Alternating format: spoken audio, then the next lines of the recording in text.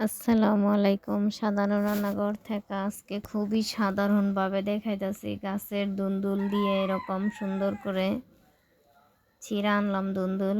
তো এই দুন্দুলগুলা দিয়া কাচকি মাছ রান্না করব। এরকম সব কিছু ছিল্লা কুইটটা একসাথে ধুইয়া সুন্দর মতো কাইটটা এটারে হাতে মাখান দিয়া লমু, সব ময় মশলা সব উপকরণ দিয়া এটারে মাখমু। হাতে মাইখা এটারে কসলাইয়া সুন্দর মতো কইরা এটারে লেরা চেরা মাখা দিতাছি।